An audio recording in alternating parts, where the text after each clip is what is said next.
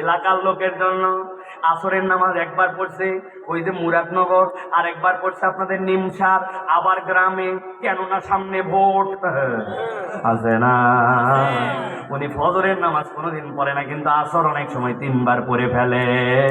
এই নামাজ ইখলাসের জন্য নয়, আল্লাহর জন্য নয়, ঠিক না? সুন্দর করে একটু জিকির করি যাতে এলাকার মানুষ জাকিরিন বলে। হ্যাঁ হ্যাঁ, লোকজন তাকালে আমার নামাজ ধীরে ধীরে, আর যখন ঘরে পড়ি তখন টপাটপ আসেনি ভাই।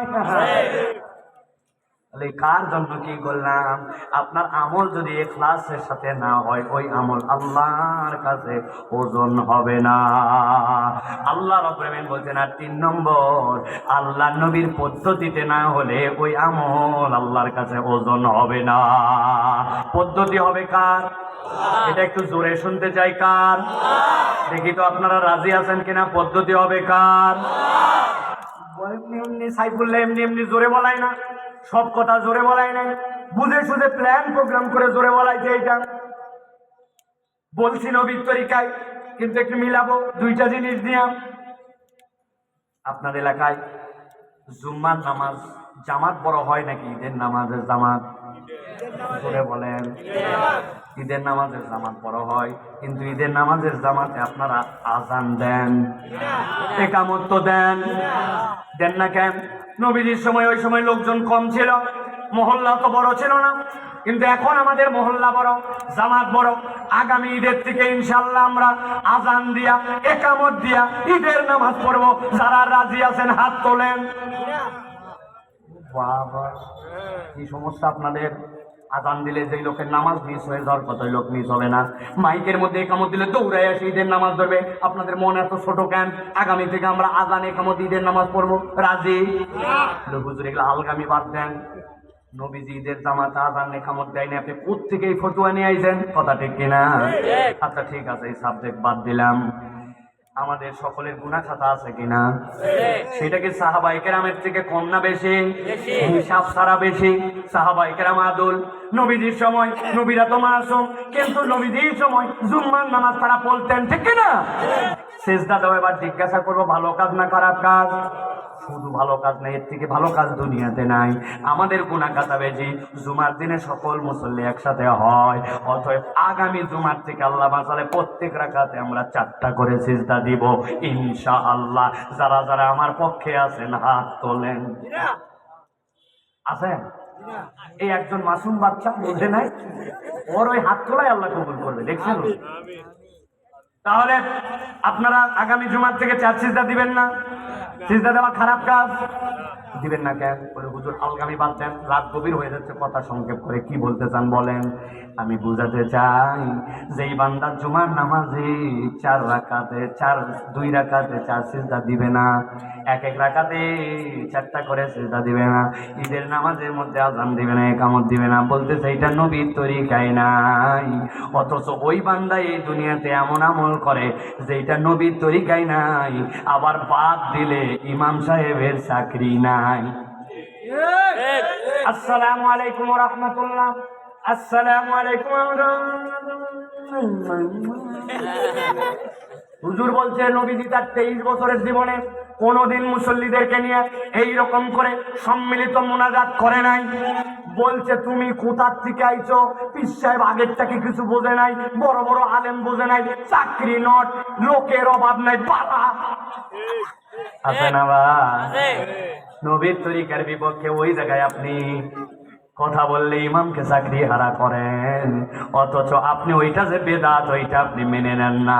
40 দিনে খাওয়ানোই লাগবে। হুজুর বলছে না, যে কোনো দিন তুমি খাওয়াতে পারো, যে কোনো কিছু দান করতে পারো, 40 দিন নির্ধারণ করে নবীর তরিকায় নাই। বলছে তোমরা নতুন হুজুর আইছো, তোমরাই খালি বুঝো, আমাদের বাপ দাদা বুঝে নাই। তুমি কোথাকার হুজুর আইছো? হুজুরকে খেদায়, আসে না? ওই লোকই একটু আগে বলছে 1 রাকাতে 4টা সিজদা দিবে না, ঈদের নামাজে আজান দিবে না, নবীর বিপক্ষে ওইটা গেছে, আর এইটা নবীর পক্ষে। ভালো করে মিলাই নিয়েন, কিয়ামতের দিনে ধরা খাওয়া লাগতে পারে। যাওয়ার পরে দেখবো আমলের কোনো ওজন হয় না, কেননা ওই আমলের সাথে নবীজির তরিকার মিল নাই। তাহলে ওজন বাড়াতে হলে ঈমান লাগবে, ইখলাস লাগবে, আর নবীর তরিকায় আমল হওয়া লাগবে। এই তিনটা যেই মানুষের সাথে থাকবে আল্লাহ বলতেছেন ওই মানুষগুলা রব্বুল আলামিন কল্যাণের রাস্তা বের করে দিবেন। ওয়াকিমিস সালাতা তরাফাইন নাহারি ওয়া যুলাফাম মিনাল লাইল ইন্নাল হাসানাতি ইউযহিবনাস সাইয়্যাত। যেই ব্যক্তিদের নামাজ বরাবর পাওয়া যাবে আর যেই ব্যক্তির ঈমান বিশুদ্ধ করে নবীর তরিকায় চলবে, আল্লাহ বলছেন তাদের যত গুনাহ থাক রব্বুল আমিন সওয়াব দ্বারা কনভার্ট করে দিবেন। সুবহানাল্লাহ। কেমনে কনভার্ট হবে? ছোট্ট একটা উদাহরণ দেই। আপনাদের এলাকায় মাছ কিনেন, আপনারা আয়ের মাছ কিনেন, কত করে কেজি চলে এখন? 800 টাকা মিনিমাম। চাচা ধন্যবাদ। যেইগুলো একটু আরো বড় ওইগুলো আরো 1000 1500 টাকা পর্যন্ত কেজি, ঠিক কিনা? এখন আপনি একটা আয়ের মাছ পাইছেন 2.5 কেজি, ও চাইছে 1500 টাকা কেজি, তাহলে মাছের দাম প্রায় 4000 টাকা।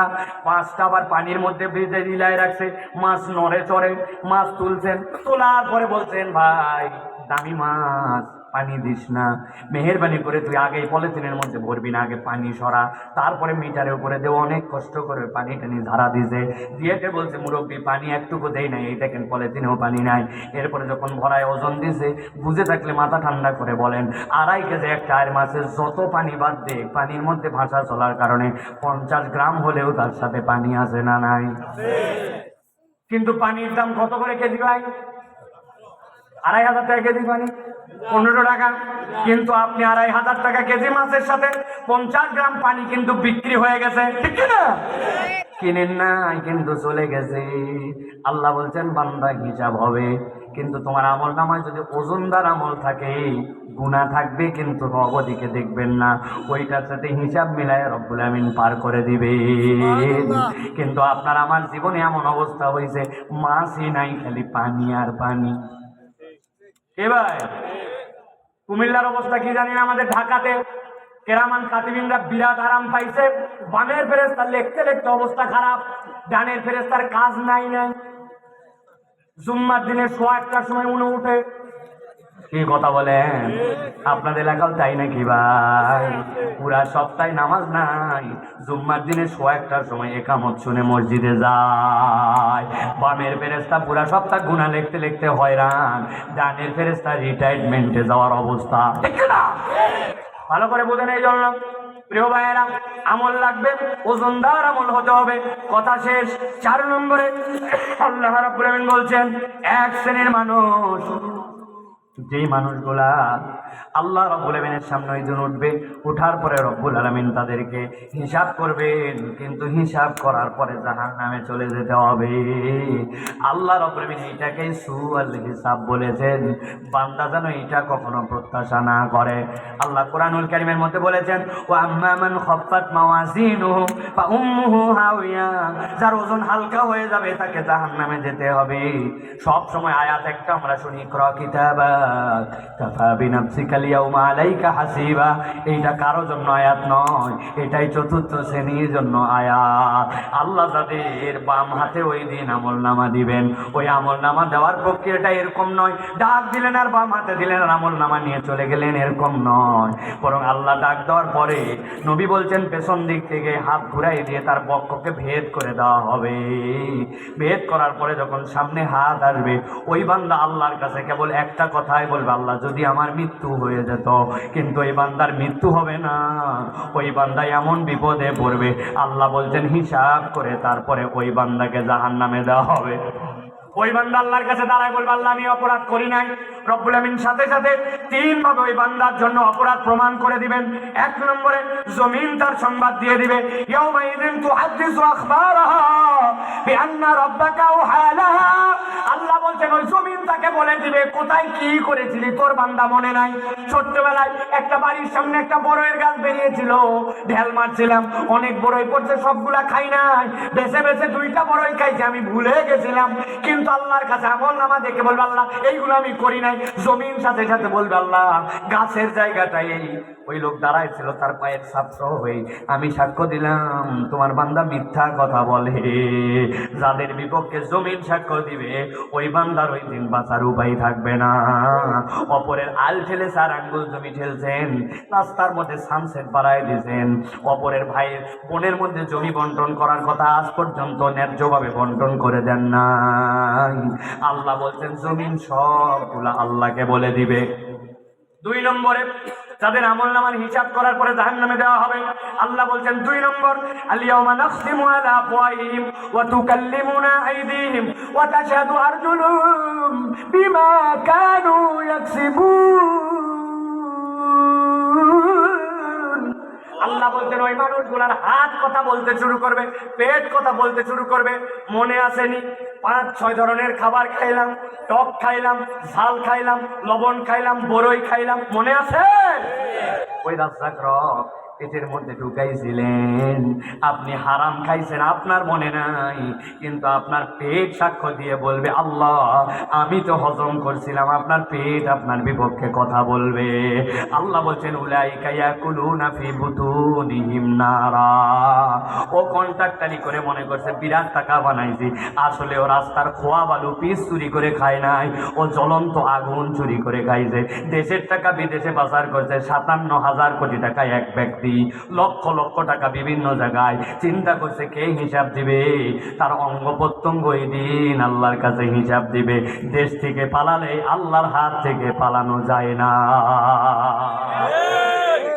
3 নম্বরে ওই মানুষগুলা আল্লাহ রাব্বুল আমিন তাদের জন্য ওই দিন আরেকটা শ্রেণীর লোক আল্লাহর সামনে হাজির হবে। হাজির হওয়ার পরে তারা এবার বলতে শুরু করবে আল্লাহ আমাদের অপরাধ নাই। কাদের অপরাধ? আমাদেরকে যারা এই কাজ করতে বলেছিল। ওয়াকালু রব্বানা ইন্না আতানা সাদাতানা ওয়া কুবারানা ফাদাল্লুনা সাবিলা। আল্লাহ আমাদের নেতারা আমাদেরকে নিয়েছিল। আল্লাহ বলবেন এইগুলা কথা একটাও কাজ দিবে না। রব্বানা আতিহিম দিয়াফাইন মিনাল আযাব ওয়ালআনহুম লা'নান কাবীরা। আল্লাহ তাদেরকে নিয়ে আসেন, নিয়ে এসে তাদেরকে শাস্তি দেন। এই কথা বলার দ্বারা তাদের শাস্তি আর অনুসারীর শাস্তি হবে না এরকম নয়। তাদের যাদেরকে খারাপ দিকে ডেকেছিল তাদেরও শাস্তি হবে, অনুসারীরাও মাপ পাবে না।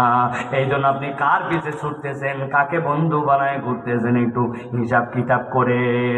2 ঘন্টা বন্ধুর সাথে থাকেন, হারাম দেখায়, মহিলাদের নিয়ে আলাপ হয়, বাজে কথা হয়, ওই বন্ধু নামাজের দিকে ডাকে না। ওই বন্ধু একবার সুবহানাল্লাহ আলহামদুলিল্লাহ বলে না, অন্তরের মধ্যে একটা আল্লাহর জিকির আনে না, ওইটা তোমার বন্ধু নয়, ওইটা তোমার জাহান্নামে যাওয়ার কারণ। ওই চায়ের স্টল ওইটা আপনার জন্য কোনো চা খাওয়ার জায়গা নয়, ওইটা আপনার আমল বরবাদ করার স্টেশন, ওইটা গীবত স্টেশন, ঠিক কিনা? সাথে ঘুরতেছেন মুরব্বী, কার কথা বলে বলতেছেন ভালো করে বুঝেন। আপনি তো হালাল গীবত করা শিখে গেছেন। ডানে একজন বসে হুজুরের বদনাম করছে, বামে একজন বদনাম করছে, মধ্যের লোক অনেকক্ষণ কথা বলে নাই, শেষে বলতেছে আসলে এগুলো কথা বলা ঠিক না, আল্লাহ মাফ করুক, তবে না বলে পারি না, কথা ঠিক। আপনি কৌশল ওই আল্লাহ মাফ করুক, এগুলো কথা বলা উচিত না, না বলে পারি না, কথা ঠিক। তার মানে আপনি গীবতের পার্টির মধ্যে যোগদান করছেন, আপনার আমল কিন্তু বরবাদ। আমরা হুজুররাও মাঝে মাঝে কৌশল এরকম করে গীবত বলি, কথা বলে। এই জন্য প্রিয় ভাইয়েরা, ভালো করে বেঁচে থাকতে হলে সব সময় মনে রাখতে হবে আল্লাহর আযাব থেকে বাঁচার উপায় নাই। 4 নম্বরের লোকেরা যখন এরকম করে যখন তাদের সব প্রমাণ হয়ে যাবে, আল্লাহ বলবেন খুযুহু ফাগুল্লু সুম্মাল জাহিমা সাল্লু। জাহান্নামের শিকল বেঁধে জাহান্নামে নিয়ে যাওয়া হবে। অতএব আমি আপনার কাছে ভাই হিসাবে আমি সহ আমাদের জন্য আজকে নসিহত করলাম, আমরা বিনা হিসাবে জান্নাতে যেতে চাই, বাকি কোনো প্রক্রিয়ার মধ্যে আমরা